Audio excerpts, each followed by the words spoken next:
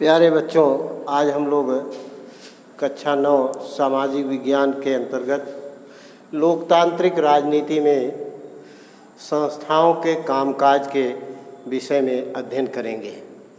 संस्थाओं का कामकाज के आशय जैसे राज्य शासन प्रशासन अथवा अलग अलग देश की संवैधानिक व्यवस्था के अनुसार देश में कई संस्थाएं मिल करके शासन प्रशासन करते हैं। जैसे कार्यपालिका, जैसे व्यवस्थापिका,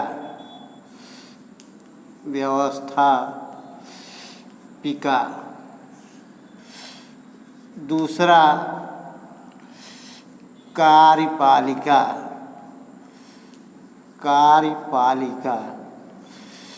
तीसरा न्यायपालिका,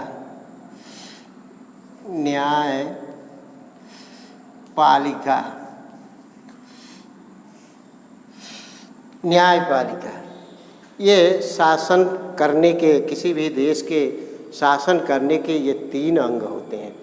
लोकतांत्रिक देशों में ये 3 अंग पाए जाते हैं। तो भारतीय संविधान के अनुसार भारतीय संविधान में भी जो है यह व्यवस्थापिका, कार्यपालिका, न्यायपालिका, ये 3 संस्थाएं पाई जाती हैं। व्यवस्थापिका का कार्य होता है कानून बनाना, यानी कि देश या राज्य की समस्याओं को समाधान करने के लिए कानून बनाने का काम व्यवस्थापिका करती है।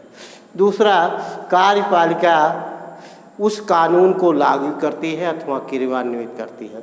तीसरा न्यायपालिका, यदि कानून और नागरिक के बीच में टकराव या विवाद उत्पन्न होता है तो न्यायपालिका उस विवाद को हल करती है। तो ये संस्थाएं हैं जो इन संस्थाओं का अलग अलग तरीके से कामकाज होता है। तो सवाल उठता है, प्रमुख नीतिगत फैसले कैसे लिए जाते हैं? प्रमुख नीतिगत फैसले कैसे लिए जाते हैं, इसके लिए जो है हम जब 1990 में 13 अगस्त 1990 को एक सरकारी आदेश पारित हुआ, जिसमें आदेश का OM नंबर 36,012/31/90 के द्वारा जो है शैक्षिक रूप से पिछड़े और सामाजिक रूप से पिछड़े अन्य पिछड़े वर्ग को जो है 27% आरक्षण का जो है एक आदेश पारित हुआ। यह सरकारी आदेश। तो इस पर नीतिगत फैसले कौन कौन ले सकते हैं, इसमें कौन निर्णय ले सकते हैं? तो इसमें पहला है राष्ट्रपति, प्रधानमंत्री तथा उसके अन्य मंत्री, लोकसभा या राज्यसभा के माध्यम से जो है ये निर्णय लिए जा सकते हैं।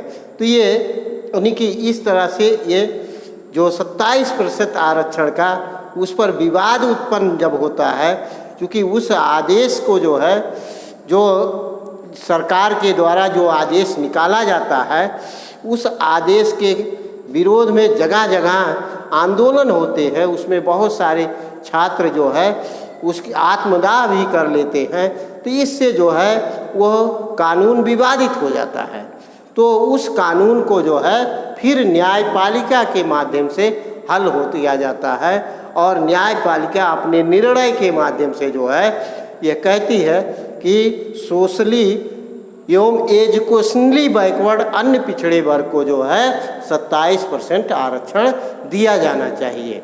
तो ये इस तरह से जो है यह आदेश के क्रम में निर्णय लिया जाता है।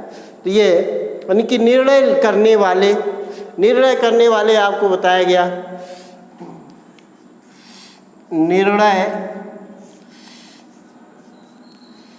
करने वाले पहला राष्ट्रपति, दूसरा प्रधानमंत्री,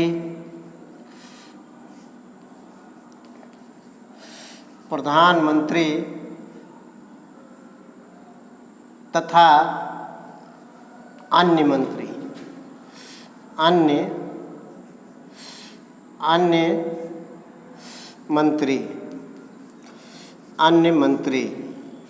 तीसरा लोकसभा या राज्यसभा। लोकसभा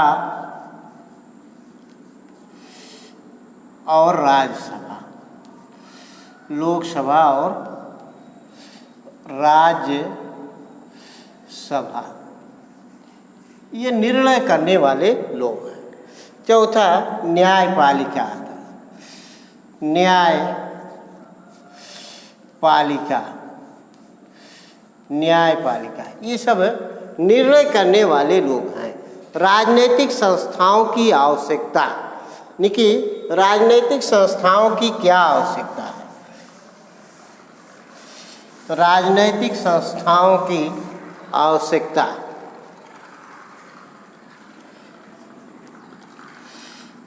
राजनैतिक संस्थाओं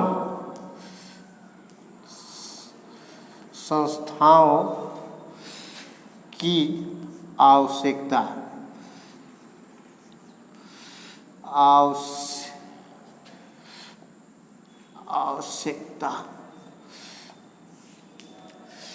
आवश्यकता। किसी भी लोकतांत्रिक देश में राजनीतिक संस्थाओं का महत्वपूर्ण योगदान होता है।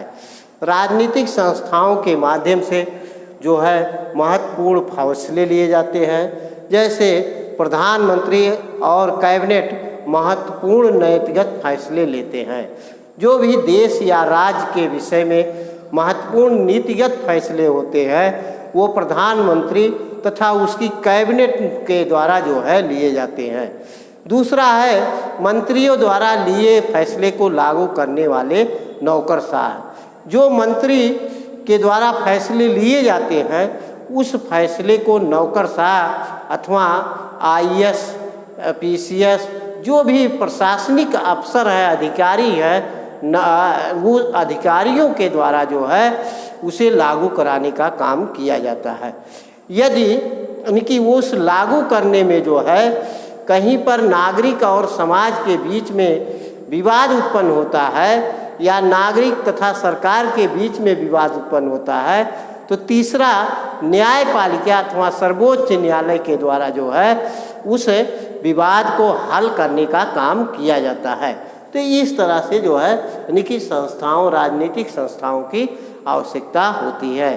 तो राजनीतिक संस्थाओं की आवश्यकता किसी भी लोकतांत्रिक देश के लिए जरूरी है, आवश्यक है, क्योंकि उस राजनीतिक संस्थाओं के माध्यम से जो है देश की महत्वपूर्ण समस्याओं का समाधान किया जाता है, देश के नागरिकों के अधिकारों की सुरक्षा प्रदान की जाती है, देश के विकास का कार्य किया जा सकता है।